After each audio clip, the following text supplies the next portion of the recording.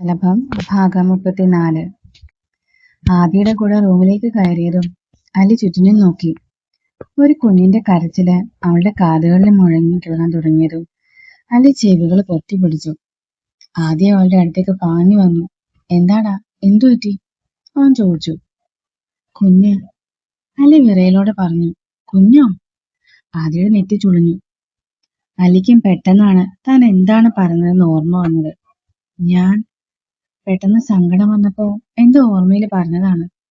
ആദ്യത്തെ വേഗം ഫ്രഷ് ആവും, ഞാൻ കഴിക്കാൻ എന്തെങ്കിലും ഉണ്ടാക്കട്ടെ. അലി വെപ്രാളത്തോടെ റൂമിൽ നിന്ന് പുറത്തേക്ക് ഇറങ്ങി. അടുക്കളയിലേക്ക് എത്തിയതും അലി തന്റെ ഒഴിഞ്ഞ വയറിലേക്ക് നോക്കി. ഞാൻ എങ്ങനെ ആദ്യേട്ടനോട് കാര്യം പറയും? ആദ്യേട്ടന് ഈ ഭൂമിയിൽ ആകെയുള്ള രക്തബന്ധമായിരുന്നില്ലേ? ഞാൻ കാരണമല്ല അതില്ലാതായത്. ആദ്യേട്ടൻ എന്നോട് ക്ഷമിക്കില്ല, അലി സ്വയം പറഞ്ഞു. അമ്മയോട് ക്ഷമിക്കു കുഞ്ഞേ, നിന്നെ സംരക്ഷിക്കാനോ ആയില്ല. ഇപ്പൊ നിന്റെ അച്ഛനോട് ഇക്കാര്യം പറയാനുള്ള ധൈര്യം പോലും അമ്മയ്ക്കില്ല. അലിയുടെ കണ്ണുകൾ നിറഞ്ഞു. കൃതി, ആദ്യയുടെ വിളി കേട്ടതും അലി വേഗം കണ്ണും മുഖവും തുടച്ചു. അപ്പോഴേക്കും ആദ്യ കിച്ചണിലേക്ക് വന്നിരുന്നു. പിന്നെയും കരഞ്ഞു കൃതി? നിനക്ക് എന്നോട് ക്ഷമിക്കാൻ കഴിയണില്ലേ? കഴിഞ്ഞതൊക്കെ മറക്കാൻ കഴിയില്ലേ? അവൻ ചോദിച്ചു. അങ്ങനെയൊന്നും അല്ല, ഓരോന്ന് ഓർത്തപ്പോ സങ്കടം വന്നു. ആദ്യം റെസ്റ്റ് എടുക്കുക, ഞാൻ എന്തെങ്കിലും കഴിക്കാൻ ഉണ്ടാക്കാം, അലി പറഞ്ഞു. അലി വേഗം ആദ്യം കഴിക്കാൻ ഭക്ഷണം ഉണ്ടാക്കി. സാൻഡ്വിച്ച് ആണല്ലേ ഉണ്ടാക്കിയത്.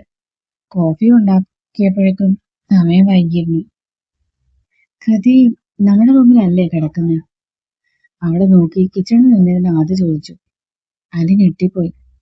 അവളുടെ കൈകൾ അറിയാതെ വയറിനെ പൊതിഞ്ഞു. അത് പിന്നെ അവിടെ നമ്മൾ ഒരുമിച്ച് കിടന്നാൽ മതിയെന്ന് ഓർത്തു. അതാ. ആദ്യം വന്ന് കഴിക്കാം. അവൾ ടേബിളിലേക്ക് ഫുഡ് വെച്ചു. ആദ്യം അവർക്കുള്ള കോഫി എടുത്തിട്ട് വന്നു. ഞാൻ പോകുന്നതുകൊണ്ട് ഇവിടെ സാധനങ്ങളൊന്നുമില്ല. അതായി സാൻഡ്വിച്ച് ഉണ്ടാക്കിയത്, അല്ലി പറഞ്ഞു. എവിടെ പോണു? അത് ഞെട്ടലോടെ ചോദിച്ചു. അല്ലിയും പെട്ടെന്നാണ് അക്കാര്യം ഓർത്തത്. അത് ഞാൻ ഇന്ന് അച്ഛമ്മയുടെ അടുത്തേക്ക് പോകാനിരിക്കുകയായിരുന്നു. കുറെ നാളായി അച്ഛമ്മ വിളിച്ചപ്പോഴൊക്കെ പോവാൻ പറ്റിയില്ല. അതാ ഇത്തവണ പോവാൻ സമ്മതിച്ചത്, അല്ലി വല്ലായ്മയോടെ പറഞ്ഞു. പോയിട്ട് നാളെ വരൂ? അല്ലെങ്കിൽ ഇന്ന് പോവണ്ട, പിന്നെ ഒരിക്കൽ നമുക്ക് ഒരുമിച്ച് പോയാൽ മതിയില്ലേ? അത് ചോദിച്ചു. അത് ആദ്യമായിട്ടാ ഒരു 1 month യോഗ കോഴ്സാണ്. 1 മാസം അവിടെ നിന്ന് ക്ലാസ് എടുക്കാമെന്ന് കരുതിയത്, അല്ലി പറഞ്ഞു. അതിന്റെ മുഖം മങ്ങിപ്പോയി. 1 മാസമോ? അത് വേണോ? എനിക്ക് ഉടനെ നിന്ന് ലീവ് കിട്ടില്ല കൃതി. അന്വേഷണം കഴിഞ്ഞതേ ഉള്ളൂ. അതിന്റെ റിപ്പോർട്ടൊക്കെ സബ്മിറ്റ് ചെയ്യാൻ ടൈം എടുക്കും. എനിക്ക് ഇവിടെ നിന്ന് മാറി നിർത്താൻ പറ്റില്ല. നീ ഇല്ലാതെ ഞാൻ. ആദ്യക്ക് ഓർത്തപ്പോ തന്നെ ശ്വാസം മുട്ടിപ്പോയി. അല്ലിയും വല്ലാതായി. ആൾക്കും തനിച്ചു നിൽക്കാൻ കഴിയുന്നില്ലായിരുന്നു. പക്ഷേ അവിടെ എല്ലാ ഒരുക്കങ്ങളും കഴിഞ്ഞു ആദ്യേട്ടാ. നാളെ മുതൽ ക്ലാസ് തുടങ്ങണം. ഞാൻ പോയില്ലെങ്കിൽ അച്ഛമ്മ ക്ഷണിച്ച ആളുകൾ വരുമ്പോ എന്ത് ചെയ്യും? അവള് വല്ലായ്മയോട് ചോദിച്ചതും ആദ്യക്ക് അവളുടെ ബുദ്ധിമുട്ട് മനസ്സിലായി. ഞാൻ എല്ലാ ആഴ്ചയും വന്നോളാം. ആദ്യത്തെ റിപ്പോർട്ട് സബ്മിറ്റ് ചെയ്തിട്ട് അങ്ങോട്ട് വന്നാലും മതിയല്ലോ. അങ്ങനെ എനിക്ക് ഒഴിഞ്ഞു മാറാൻ പറ്റില്ലല്ലോ ആദ്യേട്ടാ. നമ്മളല്ലേ അത് ഭംഗിയായി നടത്തേണ്ടത്. പോകാൻ താല്പര്യമില്ലായിരുന്നെങ്കിലും അല്ലി അവനെ പറഞ്ഞ് മനസ്സിലാക്കാൻ ശ്രമിച്ചു. ആദ്യക്ക് നല്ല വിഷമമുണ്ടായിരുന്നു. അവളെ ഒറ്റയ്ക്കാക്കിയതിന് തനിക്ക് കിട്ടുന്ന പണിഷ്മെന്റ് ആണോ ഇത് എന്ന് പോലും അവൻ ഓർത്തു. അലിയോട് പോകരുത് എന്ന് പോലും പറയാനാവാതെ ആദ്യം ഉരുകി. ഭക്ഷണം കഴിച്ചു കഴിഞ്ഞ് ആദ്യം അല്ലിയും ഒരുമിച്ച് ബാൽക്കണിയിലിരുന്നു. എല്ലാരും വിളിച്ച് പറയട്ടെ ആദ്യത്തെ വന്ന കാര്യം, അല്ലി ചോദിച്ചു. പക്ഷെ ആദ്യം സമ്മതിച്ചില്ല. വേണ്ട കൃതി, നീ ഇന്ന് മാത്രമല്ലേ ഉള്ളൂ. നീ പോകുന്നത് വരെ നീ മാത്രം മതി. നാളെ ഞാൻ എല്ലാരെയും നേരിട്ട് പോയി കണ്ടോളാം. ഞാൻ പോകുന്നതില് ആദ്യം ഓക്കെയാണോ? അവള് ചോദിച്ചു. ആദ്യം അവളെ നോക്കി. നിന്നെ വിടാൻ എനിക്ക് ഒട്ടും ഇഷ്ടമല്ല കൃതി. പക്ഷേ നീ പറഞ്ഞതുപോലെ നമ്മുടെ കടമയല്ലേ. അതെ ആദ്യേട്ടാ, ഞാൻ ഇല്ലാത്ത സമയം ആദ്യം എല്ലാരെയും ചെന്ന് കാണ്. മറ്റൊന്നും മനസ്സിൽ വേണ്ട. എല്ലാവരും ആദ്യേട്ടന്റെ സ്വന്തം തന്നെയാണ്. അച്ഛനെ ചെന്ന് കാണണം കേട്ടോ ആദ്യേട്ടാ. അച്ഛന് ആദ്യേട്ടന് എന്ത് ഇഷ്ടമാണെന്നറിയോ? അല്ലി ചോദിച്ചു. ഞാൻ പോകുന്നുണ്ട്. മാലതി ആന്റിക്ക് ഡിവോഴ്സ് പെറ്റീഷൻ അയച്ചിട്ടുണ്ട് അച്ഛൻ. അവരെ വീട്ടിൽ നിന്ന് ഇറക്കി വിട്ടു. അച്ഛനും ചെറിയച്ഛനുമാണ് ഇപ്പൊ തറവാട്ടിലുള്ളത്, അല്ലി പറഞ്ഞു. ആദ്യം അല്ലിയെ ചേർത്ത് പിടിച്ചു.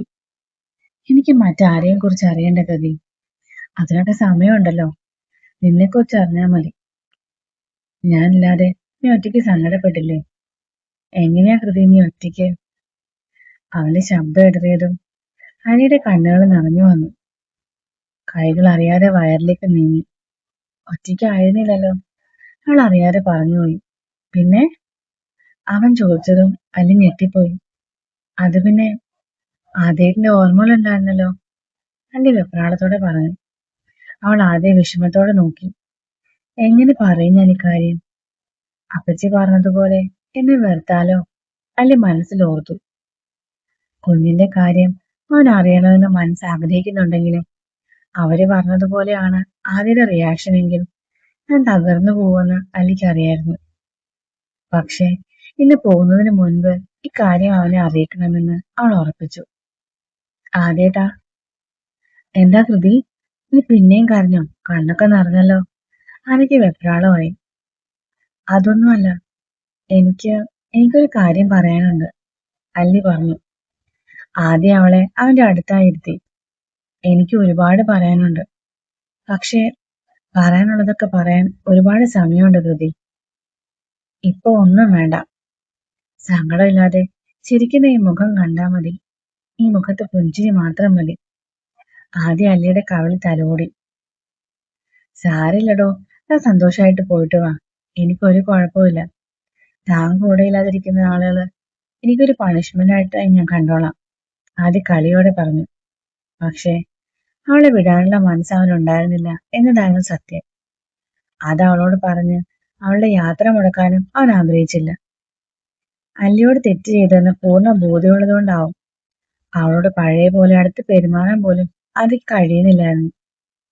അല്ലിക്കും എന്തോ ഒരു അകൽച്ച ഉള്ളതുപോലെ അതിക്ക് തോന്നിയിരുന്നു. പകൽ സമയം ആലി അല്ലിയെ കാണാനായി വന്നു. അച്ചമ്മയുടെ അടുത്ത് പോകുന്നില്ലേ നീ?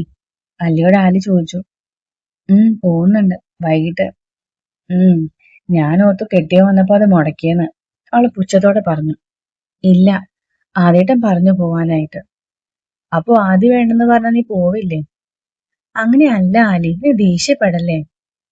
അത് പോട്ടെ, നീ ആദ്യോടെല്ലാം പറഞ്ഞോ? അല്ലി മുഖം കുനിച്ച് ഇല്ലെന്ന് തലയാട്ടി. ഇനി അതെപ്പോ പറയാനാണ്? അത് പറയുന്നില്ലേ? എനിക്ക് പേടിയാ, ആദ്യേട്ടൻ എന്നെ വെറുത്താലോ? അങ്ങനെയാണെങ്കിൽ അയാൾ വെറുത്തോട്ട് നിൽക്കണം. ആലി, അല്ലി സങ്കടത്തോടെ വിളിച്ചു. ഇത് ഞാൻ എന്താ പറയണ്ടേ?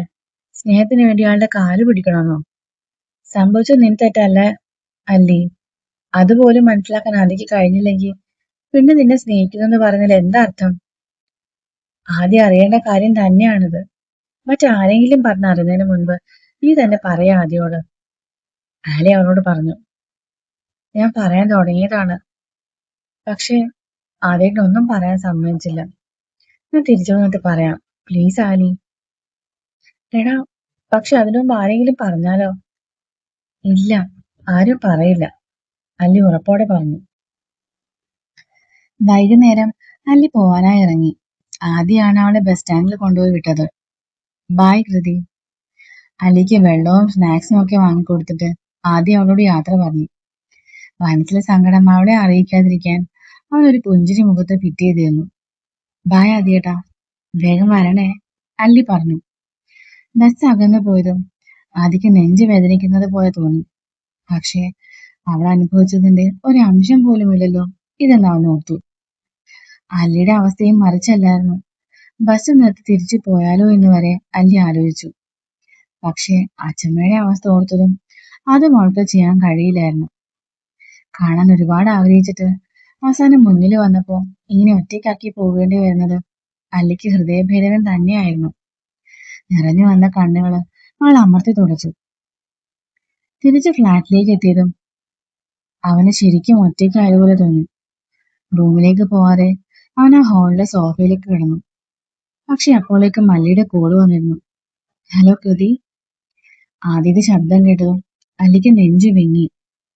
കൃതി, എന്താടാ? ആദ്യ പരിഭ്രമത്തോടെ ചോദിച്ചു. ആദ്യേട്ടാ, അലിയുടെ ശബ്ദം ഇടറിപ്പോയി. എന്തു പറ്റി? അവൻ വെപ്രാളത്തോടെ ചോദിച്ചു. അത് ഞാൻ തിരിച്ചു വരട്ടെ, അച്ഛനോട് നമുക്ക് പറഞ്ഞു നോക്കാം. അല്ലി പറഞ്ഞത് കേട്ട് ആദിക്ക് സന്തോഷവും സങ്കടവും ഒരുപോലെ വന്നു. അത് വേണ്ട കൃതി, ഞാൻ എല്ലാം തീർത്ത് വേഗം അങ്ങോട്ട് വന്നോളാം. എന്താ നീ ഇത്ര പാവമായി പോയത്? മറ്റാരെങ്കിലും ആയിരുന്നെ ഇപ്പൊ എന്നോട് എത്ര ദേഷ്യം ഉണ്ടായനെ. മതി കേട്ടോ ആദ്യേട്ടാ, ഞാൻ പറഞ്ഞതല്ലേ എനിക്കൊരു വഴക്കുമില്ലെന്ന്. പിന്നെ എന്തിനാ ഇങ്ങനെ ചോദിക്കുന്നെ? എന്റെ ജീവനല്ലേ, അല്ലി പറഞ്ഞു. അച്ഛനെ കാണാൻ പോണേ ആദ്യേട്ടാ, അല്ലി അവനെ ഓർമ്മിപ്പിച്ചു. നാളെ ഉറപ്പായും പോയിക്കോളാം. ശരി ആദ്യേട്ടാ. അല്ലി ഫോൺ കട്ട് ചെയ്തു. ആദ്യം കണ്ണുകളടച്ച് അവിടെ തന്നെ കിടന്നു. പിന്നെ അവൻ എഴുന്നേൽക്കുന്നത് കോളിംഗ് ബെല്ല് കേട്ടാണ്. ഡോർ തുറന്നതും സാം ആയിരുന്നു. അവൻ അകത്തേക്ക് കയറി. നിനക്കുള്ള ഫുഡാണ്, അല്ലി വരുന്നത് വരെ അവിടുന്ന് കഴിച്ചാൽ മതി. സാം അവൻ കൊണ്ടുവന്ന കാസറോൾ ടേബിളിലേക്ക് വെച്ചു. എന്തിനാടാ, അതൊന്നും വേണ്ടായിരുന്നു, ഞാൻ എന്തെങ്കിലും ഉണ്ടാക്കിയേനെ, ആദ്യം പറഞ്ഞു. ഇവിടെ ഒന്നുമില്ലെന്ന് അല്ലി പറഞ്ഞു. പിന്നെ നീ എന്തു വെച്ചാ ഉണ്ടാക്കുന്നേ? പുറത്തുനിന്ന് വരുത്താലോ. അത് വേണ്ട, നീ അവിടെ നിന്ന് കഴിച്ചാൽ മതി, അല്ലെങ്കിൽ ആലി ഒന്നുകൂടെ വരുത്തേണ്ടി വരും. അവളുണ്ടാക്കിയ ഫുഡ് വേണ്ടെന്ന് പറഞ്ഞ അവള് ഭദ്രകാളി ആവണ്ട, സാം പറഞ്ഞു. സാം, നിനക്ക് എന്നോട് ദേഷ്യമില്ലേ? ആദ്യം ചോദിച്ചു. ഉണ്ടല്ലോ, നല്ല ദേഷ്യമുണ്ട്. നീ തിരിച്ചു വന്ന അന്ന് ആദ്യം എന്റെ മുന്നിൽ പെട്ടിരുന്നെങ്കിൽ ഒരടി എന്നിട്ട് ഞാൻ നിന്നോട് സംസാരിക്കുകയും ചെയ്യാറുള്ളൂ. നിനക്കറിയില്ല ആദ്യം അല്ലേ അനുഭവിച്ചതൊക്കെ, നീ ഒന്നും അറിഞ്ഞിട്ടില്ല. നിങ്ങൾ സംസാരിക്കുമ്പോ അവളത് നിന്നോട് പറയും. അന്ന് നിനക്കത് സഹിക്കാൻ കഴിയുമെന്ന് പോലും എനിക്കറിയില്ല ആദി. എന്താടാ, എന്താ കാര്യം? അന്ന് ആലിയും പറഞ്ഞല്ലോ, ആദ്യം ചോദിച്ചു. അത് ഞാൻ പറയേണ്ടതല്ല ആദി, അല്ലിയാണ് നിന്നോട് കാര്യം പറയേണ്ടത്. അവള് പറയട്ടെ. ഇനി മറ്റാരെങ്കിലും പറഞ്ഞു നീ അറിഞ്ഞ അവളോട് ദേഷ്യം കാണിക്കല്ലേ ആദി, അതൊരു പാവമാണ്. എടാ കൃതി അവളെന്റെ ജീവനല്ലേ, അവളോട് ഞാൻ ദേഷ്യപ്പെടുവോ? ഞാൻ എങ്ങനെയാ അവളോട് ദേഷ്യപ്പെടുന്നത്? നിനക്കറിയില്ല എനിക്ക് അവളെ എത്ര ഇഷ്ടമാണെന്ന്. ഈ കഴിഞ്ഞ ദിവസങ്ങള് ഞാൻ എങ്ങനെയാ ജീവിച്ചതെന്ന് എനിക്ക് പോലും അറിയില്ല സാം. അവളെ ഒന്ന് കണ്ടതിന് ശേഷമാണ് ഞാൻ ജീവിച്ചിരിക്കുന്നു എന്ന് പോലും എനിക്ക് തോന്നിയത്. ഞാൻ കാരണം അവളെ സങ്കടപ്പെട്ട് നോക്കുമ്പോ എനിക്ക് എന്നോട് തോന്നുന്ന ദേഷ്യം എത്രയാണെന്ന് നിനക്ക് അറിയില്ല. പക്ഷെ എനിക്കൊന്നും ചേഞ്ച് ചെയ്യാൻ കഴിയില്ല സാം. സംഭവിച്ചു പോയില്ലേ, അവളെ ഞാൻ സങ്കടപ്പെടുത്തിയില്ലേ, അവളെല്ലാം മറക്കുന്നത്ര സ്നേഹിച്ചോളാം ഞാൻ. അതേ ഇനി എനിക്ക് ചെയ്യാൻ പറ്റൂ. ആദിയുടെ കണ്ണുകൾ നിറഞ്ഞു തുളുമ്പി. എടാ ആദി, സാം ആകെ വല്ലതായിപ്പോയി. ആദ്യം ഇങ്ങനെ തകർന്നു പോകുമെന്ന് അവനും കരുതിയില്ലായിരുന്നു. പോട്ടടാ, ഒക്കെ കഴിഞ്ഞില്ലേ, രണ്ടുപേരും ഹാപ്പി ആയിരുന്നാ മതി. നീയും അവളും എനിക്ക് ഒരുപോലെ അല്ലടാ, നിങ്ങൾ ആരെ ശ്രമിച്ചാലും എനിക്ക് സങ്കടമാണ്, സാം ആദിയെ ആശ്വസിപ്പിച്ചു. അറിയാടാ, നിങ്ങളെയൊക്കെ ഞാൻ സങ്കടപ്പെടുത്തിയെന്ന്, ഏറ്റവും കൂടുതൽ എന്റെ കൃതിയെ. വിട്ടുകളയടാ, അല്ലി ഹാപ്പിയാണ്. ഇപ്പൊ നീ കൂടെയില്ലാത്ത വിഷമം മാത്രമേ അവൾക്കുള്ളൂ. നീ വേഗം ജോലിയൊക്കെ ഒതുക്കി അവളുടെ അടുത്തേക്ക് ചെല്ലും, സാം പറഞ്ഞു. നിങ്ങൾ രണ്ടുപേരും മാത്രമായി ഒരു യാത്രയൊക്കെ പോയി വാ, അപ്പോഴേക്കും എല്ലാം പഴയ പോലെ ആവും. ഇരുട്ടുന്നതിന് മുൻപ് തന്നെ അല്ലി സ്നേഹാലയത്തിൽ എത്തിയിരുന്നു. അച്ഛമ്മയോട് ആദ്യം വന്ന കാര്യം പറഞ്ഞതും അച്ഛമ്മ സന്തോഷം കൊണ്ട് കരഞ്ഞുപോയി. പക്ഷെ നേരിട്ട് വരുമ്പോ കണ്ടാൽ മതിയെന്ന് അച്ഛമ്മ ഉറപ്പിച്ചിരുന്നു. ആദ്യം വിളിച്ച് സംസാരിക്കാൻ പോലും അച്ഛമ്മ തയ്യാറായില്ല. എല്ലാരും ഒറ്റക്കാക്കി പോയതല്ലേ, പെട്ടെന്ന് അങ്ങ് ക്ഷമിച്ചു കൊടുക്കാൻ അച്ഛമ്മ തയ്യാറല്ലായിരുന്നു. അന്ന് രാത്രി ആദ്യം അവരുടെ ബെഡ്റൂമിൽ പോയില്ല. അല്ലി കിടന്ന ഗസ്റ്റ് റൂമിലാണ് അവൻ കിടന്നത്. എല്ലാ വിഷമങ്ങളും മാറിയിട്ട് റൂമിൽ അവർ ഒരുമിച്ച് മതിയെന്ന് അവനും തീരുമാനിച്ചു. അല്ലിയെ വിളിച്ച് സംസാരിക്കണമെന്നുണ്ടെങ്കിലും എന്തോ ഒന്ന് ആദ്യം അങ്ങനെ ചെയ്യുന്നതെന്ന് വിലക്കി. ആദ്യക്ക് ക്ഷീണമായിരിക്കുമല്ലോ എന്നോർത്ത് അല്ലിയോ അവനെ വിളിച്ചില്ല. പക്ഷെ ആ രാത്രി അവർ രണ്ടുപേർക്കും ഉറക്കമില്ലാത്ത രാത്രിയായിരുന്നു.